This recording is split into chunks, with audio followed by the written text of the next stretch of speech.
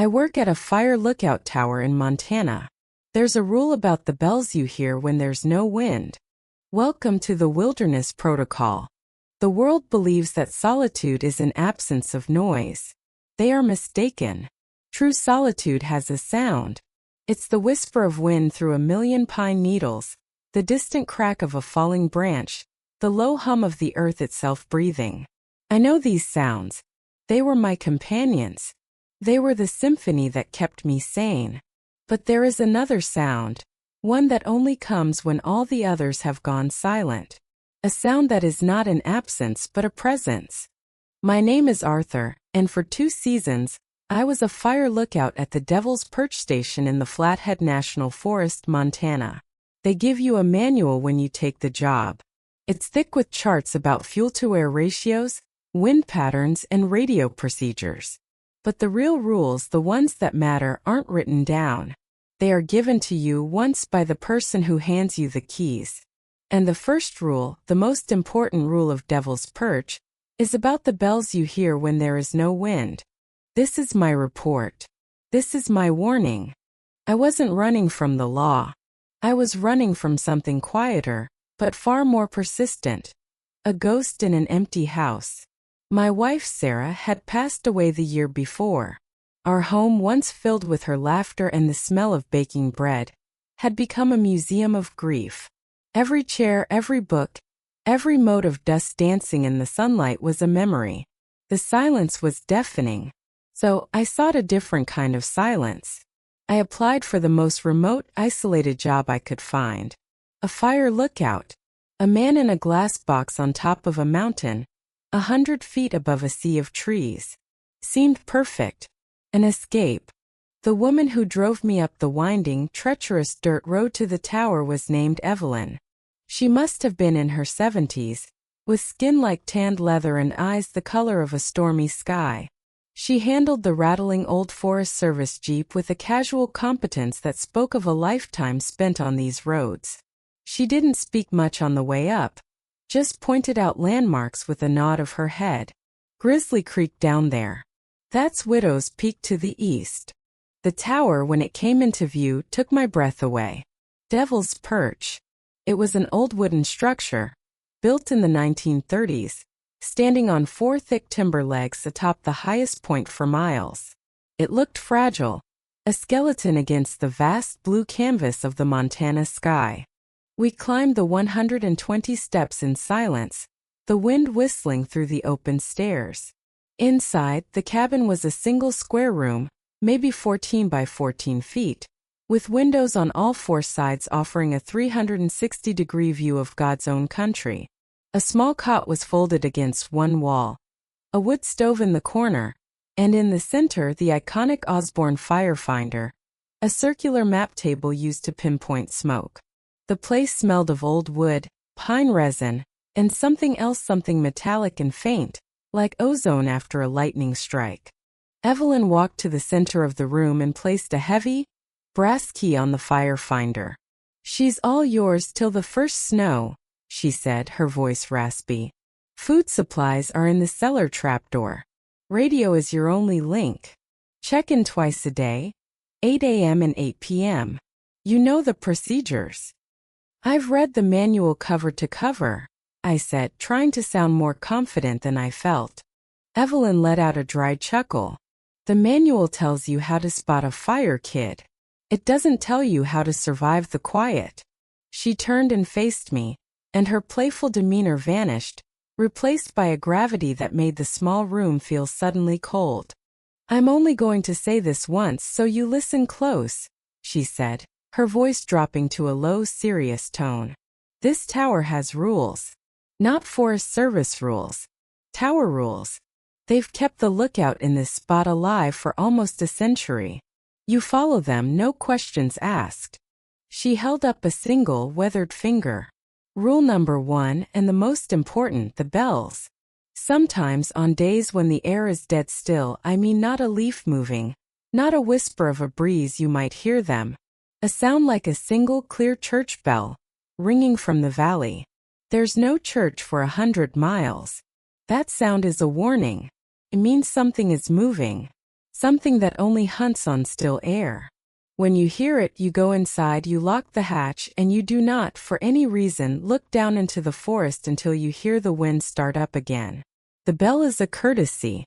It's the forest telling you to mind your business. I must have had a skeptical look on my face. She saw it. "Don't give me that look," she snapped. "I'm not telling you stories to spook you. I'm trying to keep you alive." She held up a second finger. Rule number 2, the windows. You keep them clean. Every day. If they start to fog up from the outside on a clear, dry night, that means something is trying to look in. It can't see through clear glass, but it can see through condensation. You wipe the glass clean from the inside, and you light the old Coleman lantern. It doesn't like bright, direct light. A third finger joined the others. Rule number 3. The logbook. She pointed to a thick leather-bound book on a small shelf. Every lookout since 1934 has written in there. It's not just a record of weather and smoke. It's a record of occurrences. If you experience something you can't explain, you write it down. Exactly as it happened. You owe it to the next poor soul who takes this job.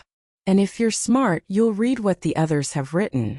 Don't dismiss them as madmen. Her hand dropped.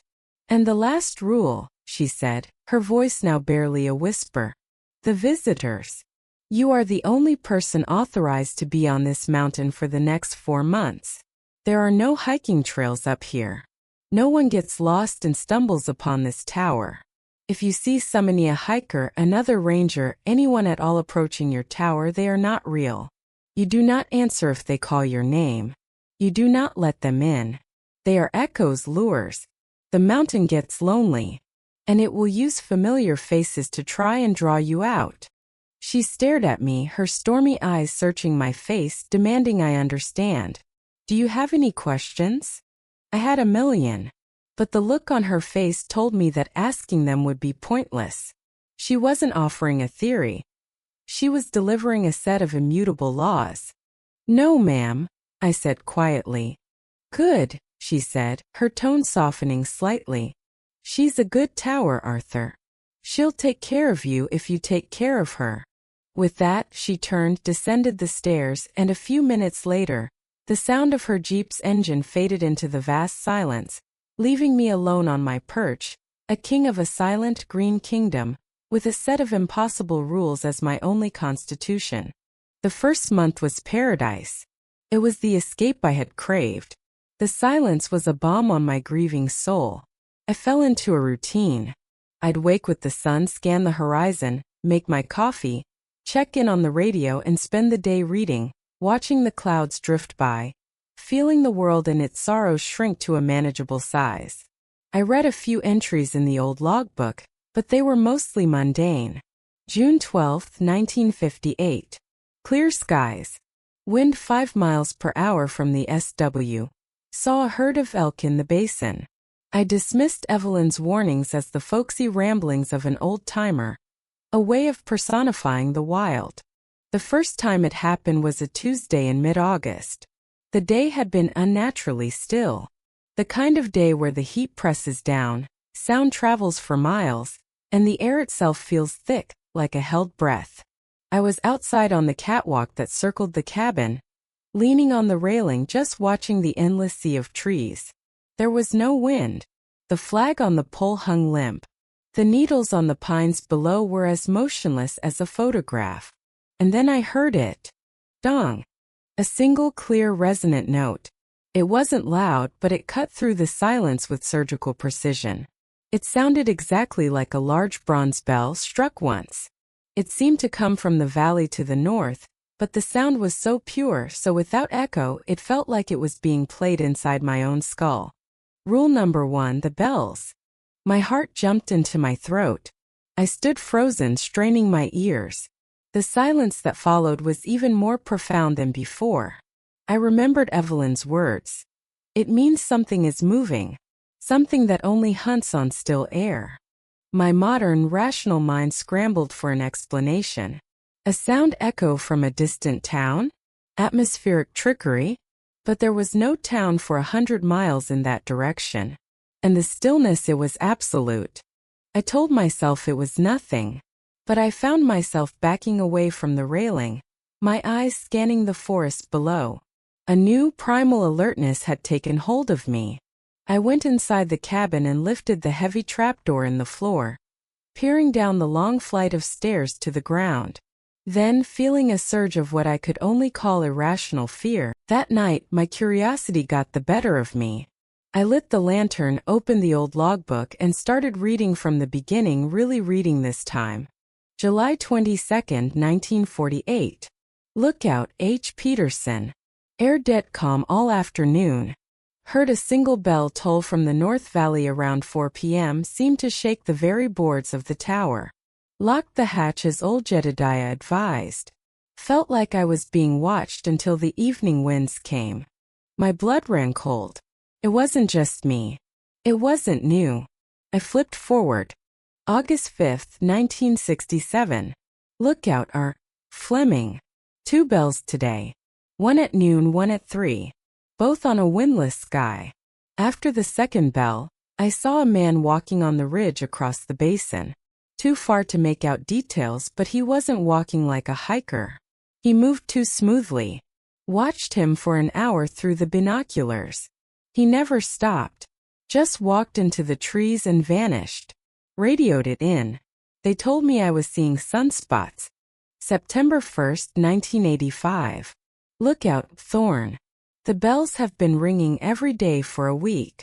Always on still air. Last night the windows fogged up. Not from my breath. From the outside. I saw a shape in the condensation. Tall. Long limbs. I wiped the glass and it was gone. I am not sleeping. The quiet is too loud. I slammed the book shut. My hands were shaking. This was not folklore. This was a pattern. A documented history of fear stretching back decades. I was not the first to feel this oppressive silence, to hear that impossible bell.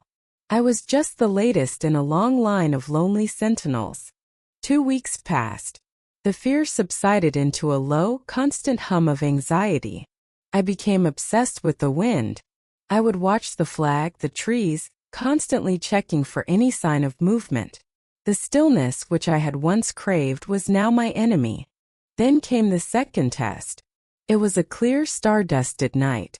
I was on the catwalk, watching the aurora borealis paint faint green curtains across the northern sky. It was breathtakingly beautiful, and for a moment I forgot to be afraid. And of course that's when it happened. The air was perfectly still, and the windows on the north side of the cabin began to fog up. Rule number 2: the windows. It started in the corners, a faint, milky haze creeping inward.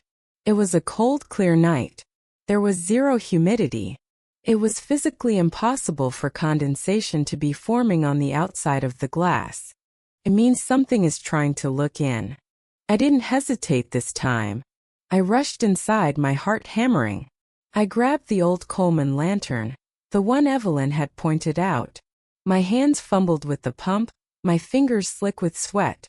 I lit a match, the hiss and pop of it startlingly loud in the small cabin. The lantern caught with the soft hump, casting a bright, steady white light. I took a clean rag and walked to the north-facing window. The fog was thicker now, opaque. I could see nothing of the stars beyond it. And in the center of the largest pane, a shape began to form. It looked like a handprint. But the fingers were too long, too thin, and there seemed to be 6 of them. I didn't give it time to fully form. I wiped the glass furiously from the inside. The condensation vanished instantly, taking the spectral handprint with it. Through the now clear glass, I saw nothing but the stars and the dark shapes of the mountains. I placed the brightly burning lantern directly in the window, its light a defiant beacon against the oppressive dark. I did the same for the other 3 windows, until my small glass box was an island of glaring light in the vast, empty night. I didn't sleep. I just sat there until dawn, watching the windows, waiting for the fog to return. It didn't. Life in the tower changed after that. I was no longer a man seeking peace. I was a watchman on a haunted wall. My days were governed by rituals dictated by the rules. I cleaned the windows obsessively. I documented everything in the logbook, my own entries joining the chorus of fear from generations past. August 28th. Single bell at 1:17 p.m. Dead calm. Locked hatch. Wind returned at 1:45. September 9th. North windows fogged at 2:30 a.m. Six-fingered print observed. Wiped glass, lit lanterns. All clear by 2:35. I was managing. I was surviving. I was following the protocol. I thought I understood the game. But the mountain had another rule to teach me. Rule number 4. The visitors. It was a month later. I was mapping the progress of a small, contained wildfire several miles to the south, the smoke a lazy plume against the blue sky. I was so focused on my work, so engrossed in the familiar procedures of my job, that I didn't notice him at first. I just happened to glance up from the firefinder and look down the trail that led to the base of my tower. And there he was. A man. He was dressed as a hiker, with a large backpack and trekking poles. He was standing at the bottom of the stairs looking up at me. If you see someone, they are not real. My blood ran cold. My radio, which had been silent all morning, crackled to life. It was Evelyn's voice, though I knew she was 100 miles away at the main station. Arthur, her voice rasped. There's a lost hiker reported in your sector. His name is Ben. Looks like he might be heading your way. Can you confirm visual? My hand hovered over the transmit button. It was a test. The mountain, the thing, whatever it was getting smarter. It was using the voices I trusted. It was using my own sense of duty against me. I didn't respond. I picked up my binoculars and focused on the man below. He looked normal. 50s, a bit overweight, a friendly, tired face. He looked exactly like a lost hiker should look. He waved up at me, a big friendly wave. "Hello up there," he shouted. His voice faint on the wind that had, thankfully, been blowing all day. "Thank God. I've been lost for 2 days. My radio's dead. Can I come up? I just need some water." Everything in me screamed to help him, to shout back, "Stay right there, I'm calling it in." But Evelyn's warning, and her voice on the radio just moments before, held me in place. They are echoes, lures. I kept the binoculars on him, searching for something wrong.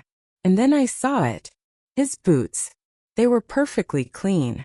Not a speck of mud, not a scuff. He claimed to have been lost for 2 days in the rugged Montana backcountry, yet his boots looked like they had just come out of the box. And as I watched, he smiled. It wasn't a friendly smile of relief. It was a patient, knowing smile. A smile that said, "I know you see me. I know you want to help. Come on. Break the rule." I lowered the binoculars, my hands shaking. I turned my back on the window, walked to the center of the room, and sat down with my back to him, forcing myself to focus on the map on the firefinder. I did not answer. I did not look again. It was the hardest thing I have ever done. I could hear him calling for another hour. His voice shifted from friendly to pleading to angry. "Hey, I'm talking to you. What kind of ranger are you? I could die out here."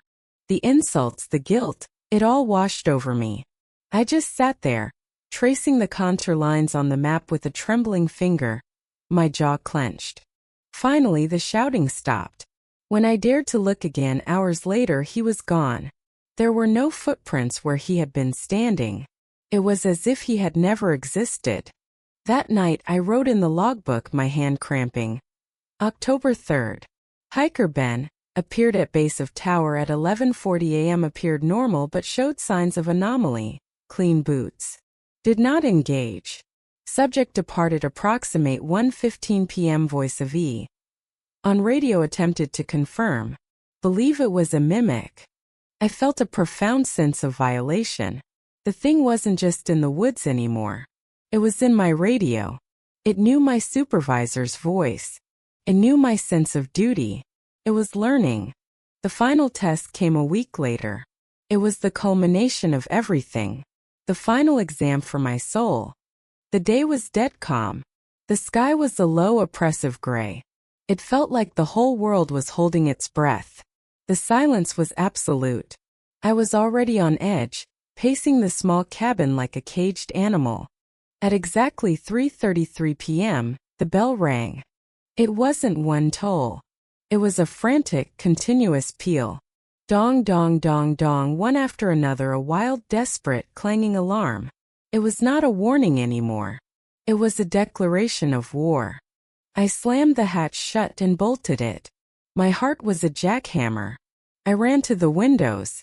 They were already fogging over, all four at once, a milky white film spreading like a disease across the glass. I scrambled for the lanterns, my hands shaking so badly I dropped one, the glass shattering on the wooden floor. I got the other three lit, their white glare pushing back against the encroaching gloom. I placed them in the windows, my own defiant lighthouses against a sea of unseen horror. Then the whispers started. Not on the radio. Not in my head. They were outside. All around the tower. Dozens of voices, hundreds, all whispering at once. Some were voices I knew, Evelyn, my father, old friends. Others were strangers. But one voice cut through them all, clear and close, as if she were standing right on the catwalk outside my window. It was Sarah's voice. "Arthur," it whispered, full of the warmth and love I missed so desperately. "Let me in, honey. It's so cold out here." A sob caught in my throat. I stumbled to the window, peering through the small patch of glass kept clear by the lantern's heat. I could see a shape in the fog outside. The silhouette of a woman. My wife. "I know you're in there, Artie," the voice cooed, using the pet name only she had ever used. "I came back. I told you I'd never leave you. Just open the door." This was its masterpiece. Its cruelest, most perfect lure. It had reached into the deepest, most wounded part of my soul, and pulled out the one thing I couldn't fight. "Hope." "Sarah," I whispered, my hand touching the cold glass. "Yes, my love," the voice said, full of relief. "It's me. I'm here. Just let me in." I looked at the logbook sitting open on the table. The last entry was mine from the night before. Weather clear. All quiet. A lie. It was never quiet. And as I stared at the page, new words began to appear. The ink was a watery black, bleeding onto the page as if written by an invisible weeping pen. It was not my handwriting. It was a frantic, terrified scrawl. It was the handwriting of M. Thorne, the lookout from 1985. "It has her voice. Don't listen. It's not her. It wears her memory like a coat. Don't let it in." The book was talking to me. The ghosts of the tower, the spirits of the other lookouts who had faced this, they were screaming at me across the decades. "She's a lie," I whispered to myself, clutching my head. "She's not real." "Of course I'm real, Arthur," Sarah's voice said, now tinged with a wounded sadness. "Don't you love me anymore? Don't you miss me? I can take the pain away. We can be together. No more loneliness. No more silence." It knew. It knew everything. I was at my breaking point. I looked from the warning in the logbook to the shape in the window. My mind was tearing itself apart. Part of me, the grieving, lonely husband, was already reaching for the bolt on the door. But the other part, the ranger, the watchman who had learned the protocol, held me back. I had to choose. I took a deep breath. I looked at the shape in the window, at the memory of my wife, and I spoke, my voice a raw, broken thing. "You are not her," I said, the words tasting like ash. "You are just an echo in an empty place. And you are not welcome here." I did not shout. I did not scream. I just stated a fact. I drew a line. The reaction was instantaneous and violent. The whispering stopped. The shape of my wife in the window distorted, stretched, and then dissolved back into the fog with a sound like a final gasping sigh. And then the tower shook. It was a physical impact, A colossal blow that struck the base of the structure. I was thrown to the floor. The lanterns toppled, their light extinguished, plunging the room into darkness. The tower groaned, the old wood screaming in protest. Something was trying to tear it down. Something was angry. I crawled in the dark, my hands searching for anything. I found one of the fallen lanterns, its metal casing hot. I fumbled for my lighter. The tower shook again, more violently this time. I could hear the thick timber legs splintering. I got the lantern lit. In its flickering, unsteady glow, I saw the windows. They were no longer fogged. They were covered in a thick, black, tar-like substance, streaked as if by giant claws. And the sound, a deep, rhythmic scraping sound from below. It was climbing the stairs. I scrambled to the trapdoor and threw my weight against it, just as something slammed into it from below with incredible force, shaking the entire cabin. Splinters rained down. I knew I was going to die. I had defied it. I had named it a liar. And now it was coming for me.